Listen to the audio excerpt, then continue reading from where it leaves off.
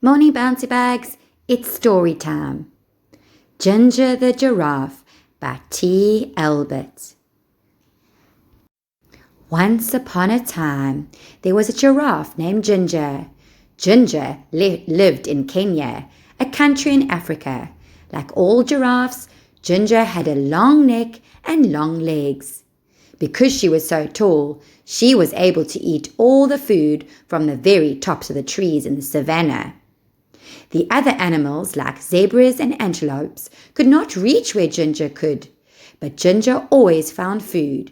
She loved the leaves and the new buds of the trees.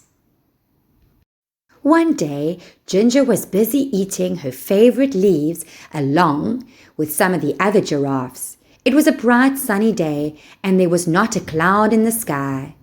It had not rained for a very long time, so the grass was very dry. She heard a noise down at the bottom of her extra long legs. It was her friend Mickey. Mickey was trying to say something, but Ginger couldn't understand what he was saying. He looked very tired. "What's wrong?" asked Ginger. Ginger was a very kind giraffe and wanted to help everyone. She knew what was wrong. Mickey couldn't find anything to eat, and he was very hungry. Ginger nibbled some fresh tender leaves and buds from the top of the trees where she was eating. She dropped some of the leaves and buds to the ground near where Mickey was. She nudged him a little with a hoof for the bottom of one of her very long legs. "Wake up, Mickey! I found something for you to eat." Slowly, Mickey woke up. After a while, she was feeling better. Ginger asked him, "What happened, Mickey? Why are you so hungry? Why can't you find anything to eat? It hasn't rained for so long, and now there's no food." "That's not good," said Ginger. "What's happening with the other animals? Nobody knows what to do. Some of them are thinking about leaving the savannah and trying to reach the jungle." "That's not good, Mickey. That's a very long trip. Are you going to go with them?" "I don't know," answered Mickey. "What do you think we should do?" Ginger thought for a while, and then suddenly she had a good idea. "We should go talk to Leo the lion. He is the smartest animal in the savannah." Mickey was too tired to walk, so Ginger invited him to ride on her back. "Hold on tight to my neck," said Ginger. "There's a lot for me to hold on to," joked Mickey. Ginger laughed. "You're right." Ginger and Mickey were in luck. Leo was sitting on a rock. He was really easy to see. "Hi, Leo," they both shouted. Leo had been napping and was a little grumpy when they woke him up. But he was polite and said, "Hello, Ginger and Mickey. Why do you walk the whole way across the savannah just to wake me up?" "Mickey says there's no food left in the savannah because it's so dry," said Ginger. "Do you have any ideas?" Leo thought for a while and he said, "There's nothing we can do about the rain. It will come soon, but we can't be sure when it will arrive. But when it does, all the plants will grow again and there'll be lots of food for everyone. The only thing you can do is for everyone to move closer to the forest," he continued.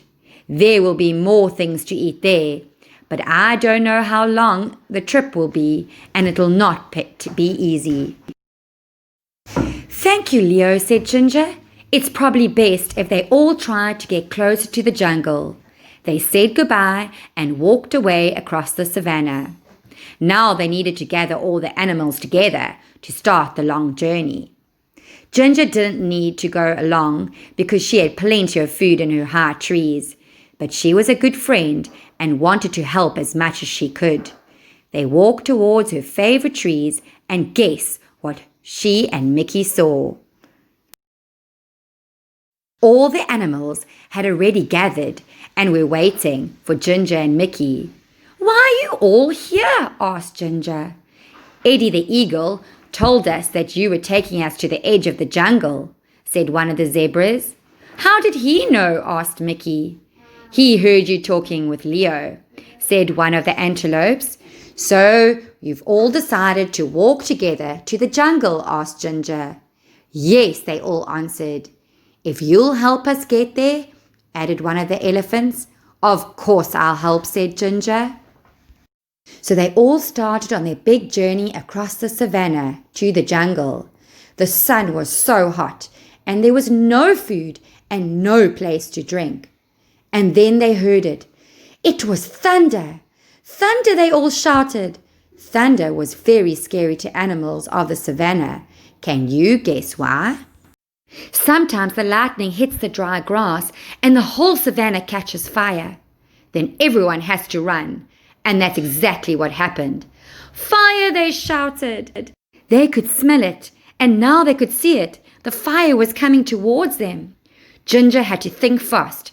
Because she was so tall, she could see further than any of the other animals. She stretched her long neck up as far as she could. Now she could see a place where there was no fire. Quick, she said, everyone, run this way. All of the animals followed her and ran as fast as they could. Soon they were out of danger. They stopped and gathered together one more time. Is everyone here? Ginger said. She wanted to make sure everybody was safe. All the animals looked around. They were all there. And then the most wonderful thing happened. I felt a drop, said Zebra. Me too, said Antelope. It was rain. Finally, everyone was very happy. It started to rain a little more and then a little more. The rain put out the fire so they didn't have to run. And the rain filled their watering holes and made the plants grow again. So they didn't have to make that long trip to the edge of the jungle. Everyone would soon have enough food and water. So Ginger, the giraffe, went back to her favorite tree and continued to munch and munch on the leaves and the buds. The end.